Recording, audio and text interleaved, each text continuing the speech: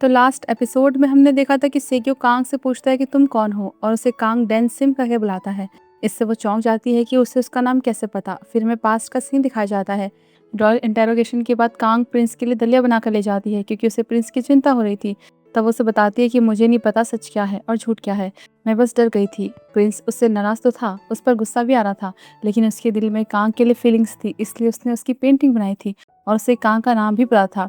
कहता है कि तुम इस तरह भोली बनकर मत रहो, मेरे बारे में सोचने की जरूरत नहीं है, खुद के बारे में सोचो कि तुम्हें कैसे सरवाइव करना है, और आज के बाद यहाँ वापस मत आना। तब ये बोलते हुए दोनों ही बहुत इमोशनल हो गए थे। तो अब प्रेजेंट में सेगियो उसे उसके नाम से बुलाता है कि क्या तुम कांग क्लैन की डेंसिम हो। वो चौंक जाती है, लेकिन फिर कहते हैं कि तुम ये क्या बोल रहे हो, पीवी रखी है क्या। वो कहता है कि एक कोर्ट लेडी हमेशा मेरे सपनों में आती है, पहले मुझे लगा वो बस एक सपना है, लेकिन अब लगता है कि वो तुम ही हो। पर फिर खुद ही कहने लगता है कि मैं सच में पागल हो गया हूँ, मैं ये क्या सोच रहा हूँ। और वो भी कहती है कि हाँ, तुम ऐसे ही कपड़ों में आ गए, नींद से उठ के आ गए, इसलिए ऐसे अजीब सी बातें कर रहे हो, तो चेंज करके आओ, फिर बात करते हैं। ये बोलकर वो निकल जाती है, पर वो सच में शॉक्ड हो गई थी कि ये सब क्या था और सेयो के ऐसे सपने आने का क्या मतलब हो सकता है। इसके बाद डायनेस्टी के लॉन्च पार्टी में देखते हैं उनका लॉन्च सक्सेसफुल रहा था, तो सब सेयो को कॉन्ग्रेचुलेट कर रहे थे, पर सेयो की नज़र तो कांग को ढूंढ रही थी, वो कहीं दिख भी नहीं रही थी। जबकि वो तो सेयो से बचने की कोशिश कर रही थी कि पता नहीं वो उस ड्रीम के बारे में ना सोच रहा हो। लेकिन सेयो उसे देख लेता है, उसके पास जाता है, उसे कांग का साथ चाहिए था। तब कांग उससे उसके सपने के बारे में पूछती है, तो वो कहता है कि वो बस एक बेकार से सपना ही था, पर हाँ, पर मैंने उसमें मुंडो को भी देखा, वो एक टायरेंट था, पता नहीं कैसा सपना था। इससे तो कांग और ज़्यादा चौंक जाती है, सोचती है कि ये कोई सपना नहीं था, ज़रूर इसने पास देखा होगा। कि तभी ताही भी वहाँ आती है, उसे देखकर तो सेयो को गुस्सा आता है। कहता है कि तुम्हें समझ नहीं आता, मैंने कहा था ना कि एंगेजमेंट टूटने की खबर तक ऑफिस के जरिए मुझसे कांटेक्ट करना, यहाँ क्यों आई। लेकिन फिर कांग उसे रोक देती है कि इस तरह यहाँ बोलना ठीक नहीं है, कोई सुन लेगा। ताई भी कहती है कि इतना कुछ सोचने की जरूरत नहीं है, सबके लिए हम लोग अभी भी साथ में हैं। तो कांग भी कहते हैं कि हाँ, तुम दोनों साथ में रह सकते हो और एक दूसरे का हाथ भी पकड़ सकते हो। कि तभी दादाजी वहाँ आते हैं, कहते हैं कि मेरे पोते का इवेंट है तो मैं तो आ ही सकता हूँ ना। तो ताही उन्हें खुद को अच्छा दिखाने के लिए कहने लगती है कि अरे, आपने बताया क्यों नहीं, मैं खुद आपको लेने आ जाती। इससे दादाजी उसकी बहुत तारीफ करने लगते हैं कि तुम तो अभी से वाइफ के जैसे ही करने लग गई हो। ये सुन के कांग को अच्छा नहीं लगता, वो जानने लगती है, पर सेगी उसे रोक देता है और दादाजी से उसे मिलवाता है। वो चाहता था कि दादाजी उसे पसंद करे, पर वो अपनी अजीब बचकानी हरकतें करके सब गड़बड़ कर देती है। तभी वहाँ हम मुंडो को भी देखते हैं, वो दादाजी के पीछे पीछे यहाँ तक आ गया था। फिर वो ये सुनता है कि दादाजी किस तरह सेगी की तारीफ की जा रहे हैं। उसे बहुत गुस्सा आता है कि वो कितना ही अच्छा क्यों ना कर ले, लेकिन दादाजी के लिए सेगियो हमेशा पहले आता है, और कहीं दादाजी उसे अपना सक्सेसर ना बना दे। तब उसका आदमी बताता है कि आज के लॉन्च इवेंट की वजह से सेगियो की इमेज काफ़ी अच्छी हो गई है और लोगों का ओपिनियन उसके लिए चेंज हो गया है। उस नर्स के बारे में भी कहता है कि उसके बारे में इन्फॉर्मेशन देने के लिए उसने हॉस्पिटल के स्टाफ तक को रिश्वत दे रखी है कि जैसे ही उसे होश आए वो उन्हें खबर कर दे। फिर कांग को देखते हैं, वो अपनी उसी शमन दोस्त के पास फिर जाती है और उससे सेयो के सपने के बारे में बताती है। तो वो ये सोच रही थी कि कहीं ये प्रिंस का ही दूसरा जन्म तो नहीं है, और अगर ऐसा नहीं है तो वो ऐसा सपना क्यों देखेगा। जबकि वहाँ सेयो अपने दोस्त हायुन के पास जाता है, पर उसे लग रहा था कि शायद ये कोई फ्यूचर बताने वाला सपना हो सकता है। फिर ऑफिस जाकर भी वो इसी बारे में सोच रहा था, पर जिहान को इस बात की खुशी थी कि चेयरमैन यानी कि दादाजी इवेंट में कैसे पहुंच गए। ये उनके लिए बहुत बड़ी बात है, और अब उसे ये इंतजार था कि कब वो सीईओ को वापस हेडक्वार्टर बुलाए, अपने साथ काम करने के लिए कहें। फिर छुट्टी पे जाने के लिए कहता है, तो सीईओ बोलता है कि हाँ, चले जाना, जब मैं जाऊँगा तब। वो पूछता है कि कब, तो कहता है कि मेरे बनने के बाद। बेचारा जिहान चुप हो जाता है, वो क्या ही बोले। कि तभी सीईओ के पास कांग के उस हिस्टोरिकल ड्रामा की स्क्रिप्ट आती है, जिसे अब उनकी कंपनी बायोजॉय के प्रोडक्ट प्लेसमेंट के लिए मंजूरी मिल गई थी। तब सीईओ स्क्रिप्ट में एक इंटीमेट सीन पढ़ता है, वो भी सोचने लग जाता है कि कांग उसे कैसे करेगी। इससे तो उसे बहुत गुस्सा आता है, वो स्क्रिप्ट ही फेंक देता है और फिर जिहान को प्रोडक्ट प्लेसमेंट मैनेजर से कॉन्टेक्ट करने को बोलता है और उन्हें बहुत सारे पैसे देकर सीन चेंज करवा लेता है। उसकी जगह अब रॉयल सेरिकल्चर सेरेमनी का सीन डाल देता है। कांग उसमें बहुत अच्छी लग रही थी और अपने रोल को बहुत अच्छे से करती भी है। उसे देखकर जिहाई को बहुत जलन होती है, तो मिस हॉन्ग से शिकायत करने लगती है, पर वो भी क्या करे। फिर हमें फ्लैशबैक का सीन दिखाया जाता है जब छोटी सियोरी अपनी शो की शूटिंग कर रही थी, तो जिहाई उसके सेट पर आई थी। सब सियोरी की तारीफ कर रहे थे और इसी शो ने उसे चाइल्ड स्टार बना दिया था। ये सब याद करके जिहाई को फिर टेंशन होने लगती कि कहीं सियोरी फिर से अपनी जगह न बना दे। दूसरी तरफ मुंडो अपने बच्चे सियोजुन से बात कर रहा था। वो बीमार था और अमेरिका में रहता था, लेकिन उसका बच्चा उससे मिलना चाहता था, पर मुंडो बिजी होने की वजह से उसे कभी टाइम नहीं दे पा रहा था, इसलिए वो गुस्से में फ़ोन ही काट देता है। तो मुंडो सोचता है कि वो अपने काम छोड़कर उससे मिलने ही चला जाए। उसने उसके लिए गिफ्ट भी तो ले रखा था, इसलिए वो अपने आदमी से फ्लाइट बुक करने के लिए कह देता है। लेकिन तभी उसका आदमी से बताता है कि वो नर्स अचानक कहीं गायब हो गई है। इतना पता चला है कि वो टैक्सी लेकर कहीं चली गई है। ये मुंडो के लिए अच्छी खबर नहीं थी, क्योंकि अगर उस नर्स ने सेगियो या दादाजी के सामने अपना मुंह खोल दिया तो उसका सब किया कराया बर्बाद हो जाएगा। वहाँ सेयू कांग के सेट पर जाता है, तब उसके को एक्टर उस राजा को देखकर तो उसे रोक लेता है। कहता है कि मैंने इस टीवी शो के लिए बहुत पैसा दिया है और वो बेड सीन मैंने ही हटाया था, तो अब आगे ऐसा वैसा कोई सीन नहीं होगा और ना ही कोई फिजिकल कॉन्टेक्ट होगा। वो कहता है कि तुम कौन हो जो ये डिसाइड करेगा। तो वो कहता है कि मैं सीओए का स्टॉकर हूँ। ये सुनकर तो बिना कुछ बोले निकल जाता है। वो डर गया था कि कहीं उसे नुकसान न पहुंचा दे, पर कांग उनकी बातें सुन लेती है, इसलिए उसे साइड ले जाकर बात करती है, बताती है कि किसी ने हमारी स्क्रिप्ट बदल दी थी। वो कहता है कि हाँ, वो मैंने किया है और तुम्हें मुझे थैंक्स बोलना चाहिए। मैंने उस एक्टर के बारे में बहुत कुछ सुना है, वो किसिंग सीन खराब करता रहता है और अपनी एक्ट्रेस के साथ जरूरत से ज्यादा ही कॉन्टेक्ट करता है। वो सच में अच्छा इंसान नहीं है, तो तुम्हें मेरा थैंक्स करना चाहिए। वो हंसने लगती है और उसे थैंक्स करती है, पर इतने से सीईओ का काम नहीं चलेगा। वो उसे किस करने के लिए कहता है, लेकिन वो इसके बदले तो वो उसे एक हार्ड कैंडी दे देती है। दूसरी तरफ दादाजी मुंडो को बुलाते हैं और उससे सीईओ के लिए अपनी फर्म में कोई पोजीशन ढूंढने के लिए कहते हैं। मतलब वो सच में उसे अब वापस बुलाना चाहते थे। मुंडो कहता है कि हमें पहले उससे पूछना चाहिए ना, उसकी कंपनी अब कोई छोटी मोटी स्टार्टअप नहीं है।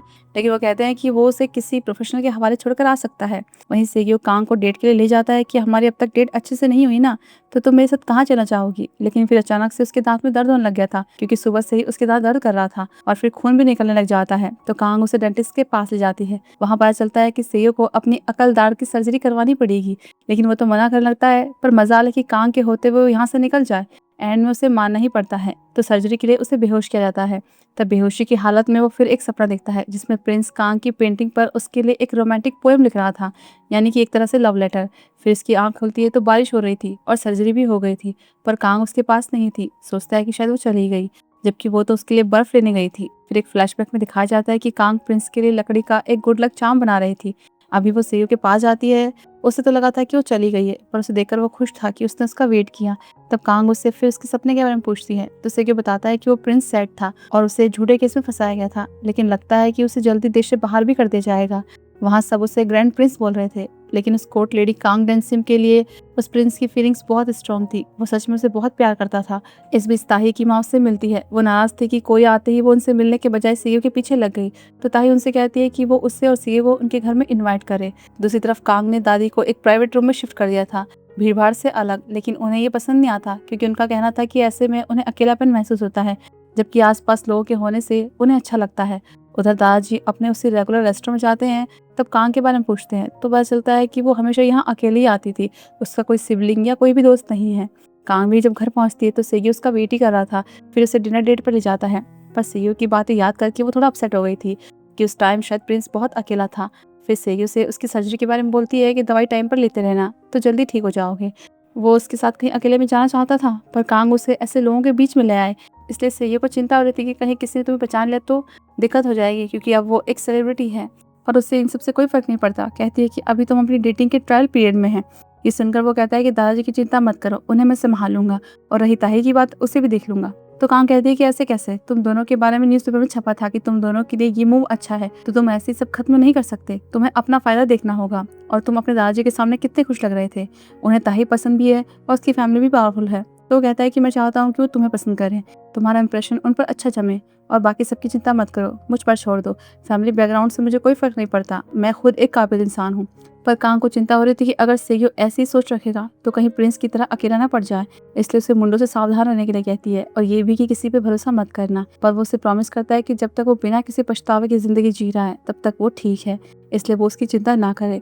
तो जाने से पहले कांग उससे ये पूछती है कि अगर वो उसके सपने वाली कोर्ट लेडी कांग असल में वही हो तो क्या होगा, अगर वो कोई सपना ना हो तो। पर सेयो को लग रहा था कि शायद वो उसके बारे में सपना दिख रहा था, इसलिए वो ऐसी बातें कर रही है। और कांग भी अगले दिन फिर म्यूजियम जाती है। तब वहाँ अपनी उसी बनाई चेरी ब्लॉसम वाली पेंटिंग को देखती है। ये उसके लिए हमेशा से खास थी, क्योंकि प्रिंस को ये पसंद थी, इसलिए मरने से पहले कांग ने इसे बनाया था। तब उसे वहाँ वही लड़की मिलती है जिसने लास्ट टाइम कांग को उसकी हिस्ट्री के बारे में बताया था, और वो कांग को पहचान भी गई थी, क्योंकि अब तो वो फेमस हो गई थी।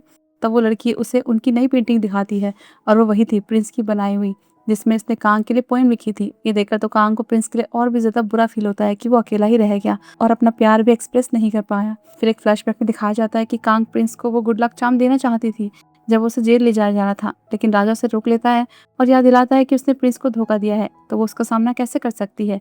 और अभी उसे बुरा लगता है कि उसने तब कुछ नहीं किया, लेकिन अब वो कुछ कर सकती है, इसलिए डिसाइड करती है कि वो अब सेगियो से खुलकर प्यार करेगी। इसलिए उसके दांतों के लिए वो सबसे पहले हर्बल टी लेने जाती है। इस बीच मुंडो इस कोशिश में लगा था कि दादाजी सेगियो को यूएस ब्रांच में भेज दें। कहता भी है कि उसके लिए सबसे अच्छी पोजीशन वही है, लेकिन सब उल्टा हो जाता है और मुंडो को ही यूएस ब्रांच भेज दिया जाता है, तो उसे बहुत ज्यादा गुस्सा आता है। दूसरी तरफ सेगियो को देखते हैं, उस नर्स ने जिहान से कांटेक्ट किया था और वो सेगियो को कुछ बताना चाहती थी, लेकिन सेगियो पहले मुंडो के घर जाता है। तो उसे वहां देखकर मुंडो पूछता है कि तुम यहाँ क्या कर रहे हो। तब सेगियो उसे वो डिवाइस दिखाता है जो कि उसने उस प्लांट में छुपाया था। जब सेगियो हायन के ऑफिस से निकल रहा था तब गलती से उससे वो टूट गया था और तब उसने उसमें वो माइक देखा था। मतलब मुंडो उस पर नजर रखने के लिए ऐसे इलीगल तरीके अपना रहा था और उस नर्स ने भी ये एक्सेप्ट कर लिया था कि मुंडो ने ही उसे जहर देने के लिए रिश्वत दी थी। पहले तो मुंडो गुस्से में वो माइक तोड़ देता है और फिर सेगियो से कहता है कि इतना सेक्रीफाइस करने के बाद भी मुझे कुछ नहीं मिला, लेकिन तुमने क्या किया, तुम्हें सब मिल रहा है, भले तुम किसी काबिल नहीं हो, तुम ये कुछ भी डिजर्व नहीं करते। पर सेगियो उससे कुछ बोलना नहीं चाहता था, इसलिए चुपचाप जाने लगता है, लेकिन मुंडो से रोक देता है और उसे अपने और सियोरी के साथ में फोटो दिखाकर कहता है कि तुम्हें इस पर बहुत भरोसा है ना, तुम्हें कोई आइडिया भी नहीं है कि हमने किस तरह की डील की है। लेकिन सेगियो ऐसे दिखाता है कि उसे कोई फर्क नहीं पड़ता, तो वो दादाजी के नाम पर उसे ब्लैकमेल करता है कि वो सियोरी के बारे में उन्हें बता देगा कि जब उन्हें पता चलेगा कि ये लड़की अच्छी नहीं है तो क्या होगा, क्योंकि दादाजी सेयू की माँ को पसंद नहीं करते थे और उन्हें ये बात बिल्कुल पसंद नहीं थी कि उनका इकलौता बेटा सेयू की माँ के साथ था और उन्होंने तब शायद उनके साथ कुछ बहुत बुरा भी किया था। लेकिन अपने माँ के बारे में सुनकर तो सेयू को बहुत बुरा लगता है। फिर नेक्स्ट जब कांग घर पहुंचती है तो सेयू उसका वेट कर रहा था, लेकिन अब वो कांग को खुद से दूर करने की सोच रहा था ताकि मुंडो से हर्ट ना कर पाए, इसलिए उसे बहुत कुछ सुनाता है। कहता है कि मैंने सुना तुम मुंडो से मिली, तुमने मुझे बताया क्यों नहीं, और उसने तुम्हारे साथ कोई डील की है ना, वो जो भी हो मैं उससे ज़्यादा कर सकता हूँ। मुझे लगा था कि मैंने तुम्हारा भरोसा जीत लिया है, अगर ऐसा नहीं भी है तो मुझे कोई फर्क नहीं पड़ता, तुम मुझे कैसे भी करके यूज़ कर सकती हो। ये सुनकर तो वो उसे एक जोर का थप्पड़ मार देती है, पर वो कहता है कि मेरे लिए इतना अच्छा बनने की जरूरत नहीं है, अगर कुछ बुरा करना है तो अभी कर दो, मेरी फीलिंग्स के साथ खेलना बंद कर दो। इससे तो कांग गुस्से में जान लगती है, लेकिन वो उसे रोक देता है और वो कितना ही बुरा बोल ले, उसकी नज़रों में बुरा बन जाए, उसे दूर करने की कोशिश करे, लेकिन फिर मान लेता है कि मैं बस तुम्हें खुद से दूर करना चाहता था, पर फिर भी तुम्हारे आसपास होने से मैं ठीक से सोच नहीं पाता हूँ और मुझे तुम्हारी ज़रूरत है। और फिर ये कहने के बाद वो उसे किस कर देता है और यहीं पर ये एपिसोड खत्म होता है। तो फिर हम जल्दी मिलते हैं अगले एपिसोड में।